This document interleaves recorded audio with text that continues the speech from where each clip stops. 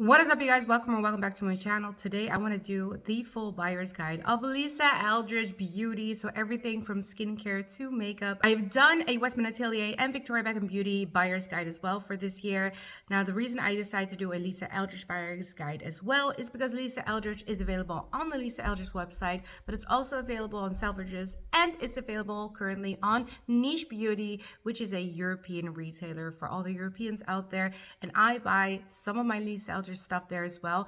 And throughout these websites, there are going to be sales, I believe, for the holidays. I don't know if Lisa Eldridge herself is going to do this sale, but because it's also on third-party retails, I wanted you guys to know which items you should buy and which items you just stay away from my perspective, of course. This video is not supposed to be one of those like you need to buy everything type of videos. I want to give you guys the best information that you need for your skin type or skin tone so that you can invest in some great pieces. Everything you see in this video is filmed in natural lighting, and everything you see here is paid for by me. So nothing is PR, nothing is sponsored. I'm just a makeup hobbyist, and I love Lisa Eldridge as a channel, a person, a makeup artist. I really respect her, but it doesn't mean that I love everything. And I'll try to kind of explain why I like something and why I don't like something. Also, I will include some timestamps in case you're just looking for a specific item as well. I will sometimes reference specific videos regarding to Lisa Eldridge. I have a Lisa Eldridge playlist because I do review the brand a lot. I have a skincare video that shows a little bit more of an in-depth review on all the skincare. So I'm going to speed review all of the items right now. The first skincare item we want to talk about is this one.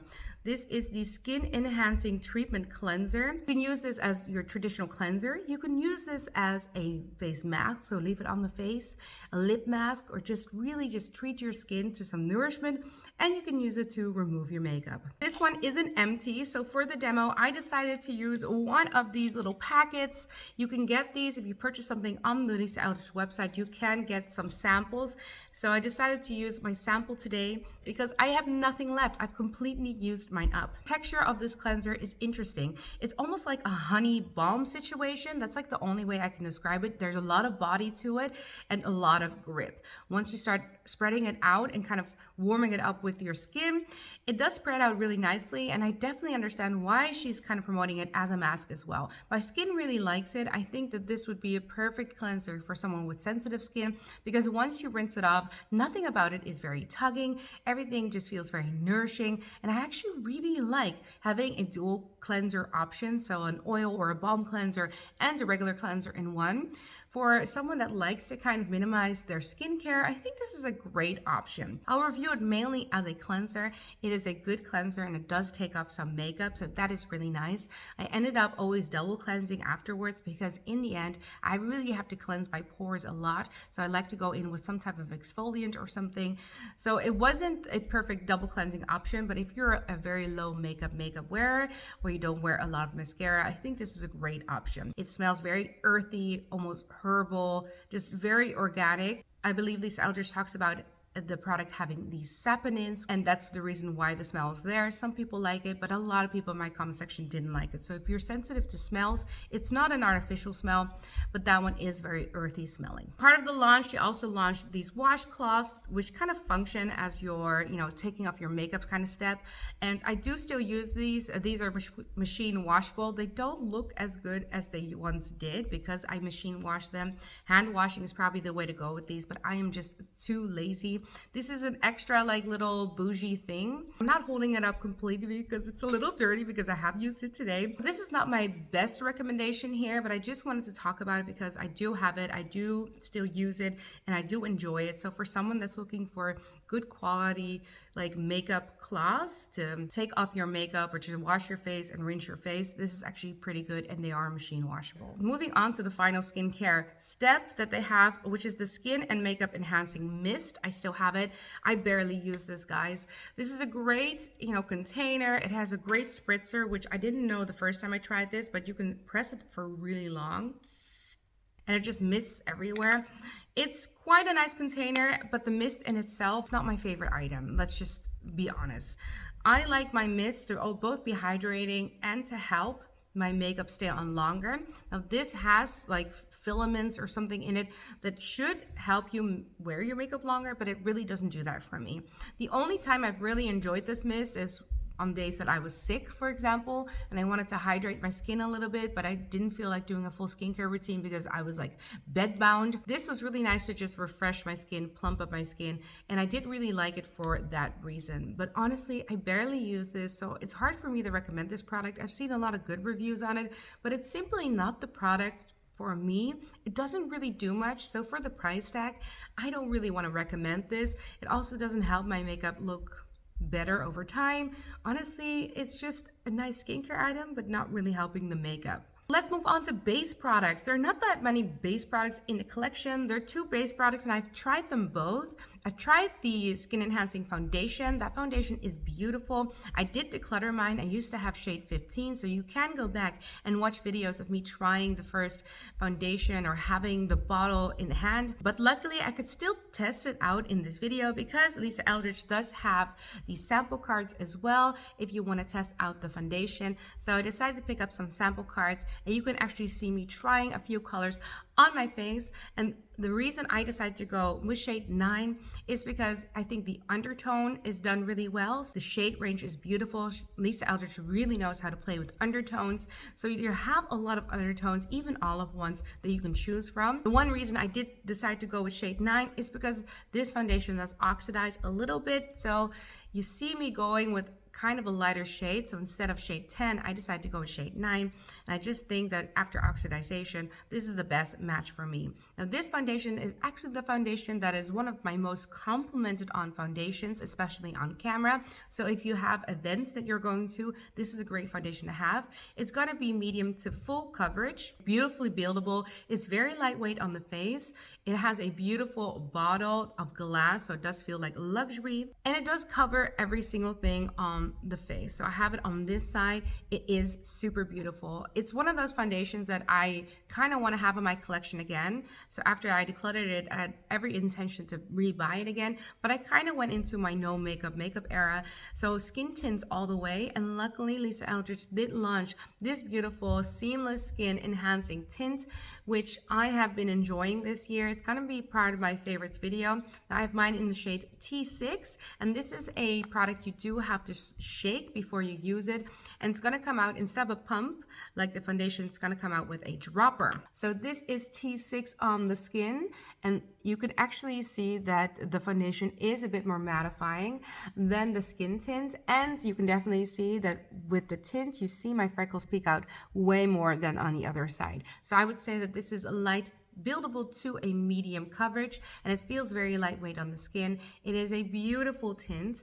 I love the finish of it, and it's a little bit more skin-like finish than the more matte finish on the foundation side. The foundation side just simply blurs a bit more. There is still something very beautiful about the skin tint of Lisa Eldridge. So I actually really like the skin tint. A minimal skincare routine, and this, because there is some hydration to it, does really do the trick of making your skin look flawless, and that is how I would recommend using it. Moving on to the final complexion product of this range, it's the Elevated Glow. I used to have another Elevated Glow, I think Pink Moon was the shade, and that one ended up being a bit too light, so I did declutter mine with every intention of trying out a newer shade. I finally got this on a sale. I finally made the plunge of the Elevated Glow in this shade. This is the shade Celestial Fire, which is the deepest shade that they have.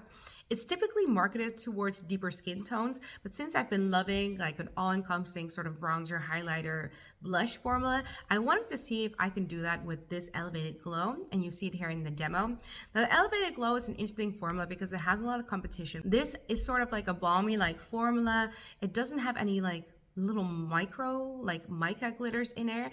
It looks very natural on the skin. You actually see it glowing. It picks up the light really beautifully, but it's not, I would say that this is a little bit more mature girl friendly, or at least someone that likes a very subtle highlighter look. It shears out beautiful on the skin. So it is pigmented, but not pigmented enough to use as a blush or a bronzer. Gonna give you a very sheer hue on the skin. So using it as a primer, I would be able to do it as well. I typically like just using it as my highlighting step, and look how beautiful it looks on the skin. I quite like this formula. I also like this glass packaging. It feels like luxury. I like that Lisa Eldridge went with the gold tips of everything. So putting all of the makeup together, it just looks so cohesive and beautiful. There are only a few colors of this, but if you're looking for a highlighter in your complexion, you're kind of struggling, I do think that the section is good enough to find a great highlighter that is not too glowy and more of a subtle highlighter or a simple everyday highlighter look. There's one more thing that's on my face today, but I'll talk about it a little bit later because it's actually an eyeshadow that's on my face that I've decided to use as a bronzer. For this reason, I want to move on to eyes. The first item that Lisa Eldridge ever came out with in terms of eyes is the liquid Lurex shadows. And I have a few videos of all these liquid Lurex shadows. You could actually watch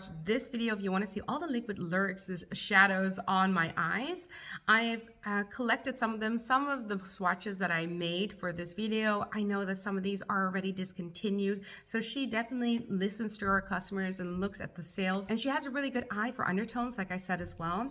So she's creating colors for warm and olive and neutral and cool tones, so it's a really great selection to go into. So I'm sorry if your favorite shade that I'm demoing or that I'm swatching is already discontinued, but let's kind of talk about the formula. I am someone that has very oily eyelids, so I quite like the liquid Lurex shadows. I like that they are pigmented, but still pack a lot of glitter punch. I think that these shine in both natural lighting and synthetic lighting because of the sparkles that are in here. There are a few colors that I love.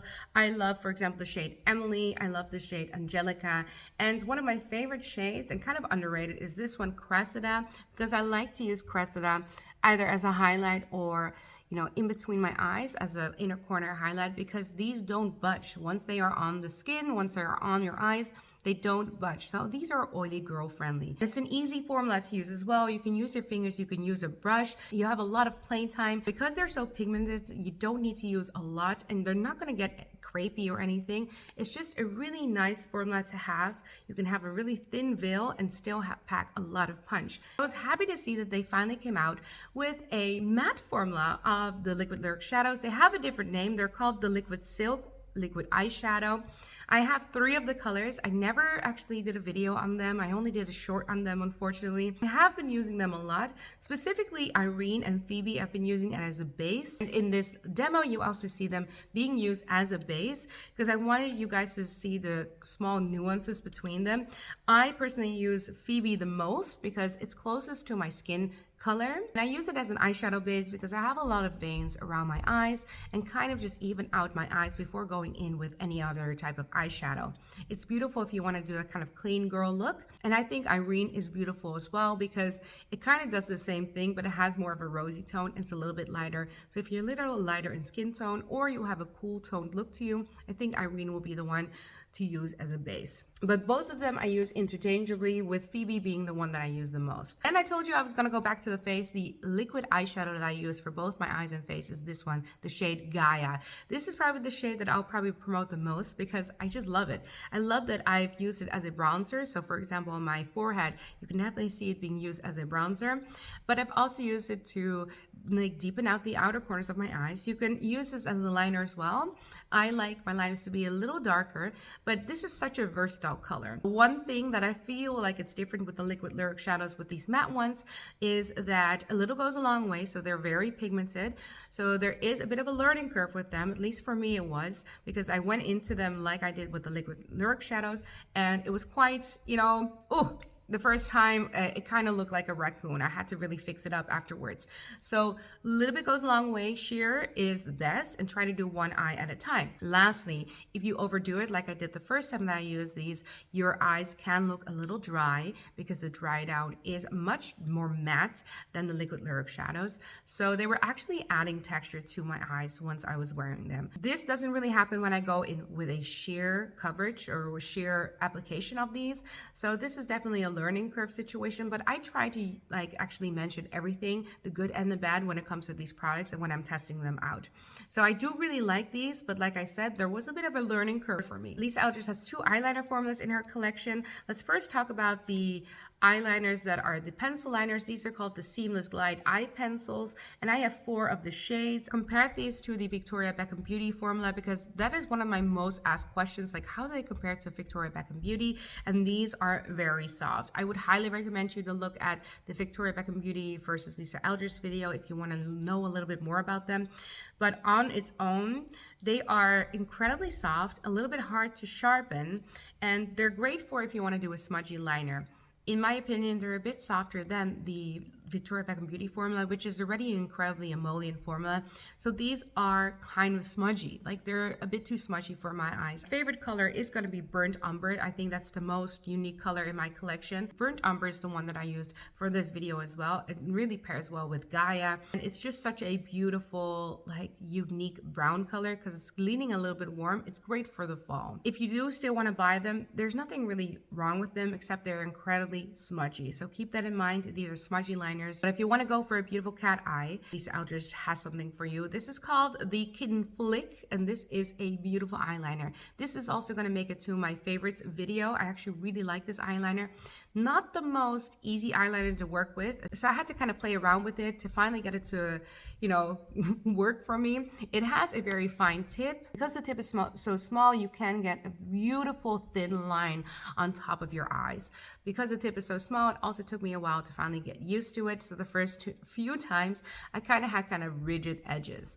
This is black. This is beautiful. This is black. It also has a ball in it, so you can shake it to get out some excess product, and you can go over it a few times without messing up all the line work you've already done. So it's buildable. Once you finally have your line created, it is beautiful, it's tight, and it stays on all day. Again, oily girl friendly. So this is going to be part of my favorites video, and I do really like this because it's really hard for me to find eyeliners to do a cat win with and actually stay on all day, but this formula just stays on all day for me. Before we move on to mascaras, I do still want to talk about the beautiful eyeshadow palettes. I have all of the eyeshadow palettes. I didn't know when to talk about them in this video because I like to do my smudgy liner before I do eyeshadow palettes. There is a video that I did where I show the first 5 eyeshadow palettes in one launch. That was the first launch. Some of these eyeshadow palettes are unfortunately already sold out, but let me tell you a little bit about what I know about the formula, whilst I also show you guys in the demo the newest eyeshadow palette that launched this year, and this is the Fawn palette. First thing that I like about these eyeshadow palettes, there's 6 pans and they're beautiful. It is such a rich feeling, kind of compact but still very lightweight, and all of these are refillable. If there's a popular shade, it's often not in stock. So if it is ever in stock, try to get it right away. Don't wait for a sale because those things sell out all the time. Lisa owns all of her formulas, I believe, and that is also the reason why it takes a while to finally be in stock again. There are a few different eyeshadow formulations in each palette. Not all palettes are the same, and you see it at the back which formulations we're talking about. We have the Seamless Mattes, the Luminous, we have the Lusters, the Sand Duos, the Velvets. So there are a lot of different formulations within these palettes, and that's why I like having all of them, because you can customize your little palette yourself. I hear that in the future she's going to come out with bigger palettes or even empty palettes to, you know, create a bigger palette, but let's talk about these smaller palettes right now. I think that the formulation is comparable to a Natasha Denona. I think the mattes are also very strong. The metallics is one of my favorite metallic formulas out there. Not all the formulations are my favorite ones. The Luminous is probably my least favorite formulation because it doesn't pick up a lot and it's very subtle, but I do like this chrome formulation over here that I put in the middle of my eyelid, which is just beautiful, shimmery, sparkly. The color stories again are just great to have. This little Fawn palette is such a nice neutral palette to have. It's not my favorite palette. I think right now my favorite palette is the Vega palette, which isn't discontinued. The Vega palette is more like neutral cool tone leaning. But both of these have great things going for them. And what I like about the Fawn palette is such a great everyday palette. And this shade is definitely the stunner of it all because that's the one that's making my eye just look so glossy. You see, it really gives some extra definition, some extra shine. It's a beautiful formulation. I really stand behind these beautiful eyeshadow palettes. I can't wait for them to finally launch a bigger empty palette so I can just play around with them a little bit more. Now, the final thing for eyes is, of course, mascara. And together with the eyeliner, the Kitten Flick, she also has the Kitten Lash mascara. Now, I got some good use out of this year in 2024, so I do really like it. It has one of those rubber wands, and it's really easy to apply and it never gets messy. So this is not a messy formula or application style. You can get close to the lash line, and it is buildable. It's not a tubing formula, which is my preference, but it is quite easy to take off. And I do like that my lashes look very beautiful. It's hard to see with a black line, but they look very wispy. It's not the most lengthy mascara that I have, but it's getting a really good use in my collection. So I do really like this mascara for my top lashes. My bottom lashes, however, in the end, I always get kind of a gray cast underneath my eyes when I use this for my bottom lashes. So unfortunately, it's not my favorite one for bottom lashes, but for top lashes, I have been really enjoying this one. Now, the final category is going to be lips, and I have a lot of lip products in front of me. So let's first talk about the product that made me fall in love with Lisa Eldridge Beauty. The beautiful velvet lipsticks. These velvet lipsticks are just insane. If you actually see the lipstick bullet, you're going to see this kind of velvet texture to them. If you compare them to the old matte formulas of heyday, like of the makeup industry, these are a beautiful formula. Because of their pigment and their longevity, it's probably the matte that I just fell in love with. I thought that this formula was unique to the entire industry, and I stand by that still. It is the lipstick that I have the most of. And together with this lipstick, she also launched these lip liners. These are called the Enhance and Define Lip Pencils. And I am demoing for you guys in this video the shade Fawn, both in the lip liner and the velvet lipstick. Fawn really crept up on me, but I think for this video, since I used Fawn on the eyes, it's nice to see Fawn on the lips as well, and such a beautiful nude color. I love the pigmentation. The longevity of these is just endless, and I love that you have the liner together with the lipstick, so you can actually have it as a set. Again, playing around with undertones, she does really well, so you can find some cool undertones and warm tones and some neutral undertones, and I think even for olive undertones, she has created some lipsticks. She packed so much pigment in here that she definitely tried to decrease her emollients with these lipsticks to just try to pack as much pigment as can and still fit in a bullet. That means that sometimes they are prone to breakage. The good thing is the customer service is one of the best customer service I've ever worked with. They have sent me a new Velvet Affair once that one broke, because it's one of my favorite colors. So they are prone to breakage, which is the only but once you have a good egg in there, this is such a lovely formula. The next thing that she also launched were these glosses. I sometimes forget that I even have them. They're actually really good glosses, so there's nothing wrong with them.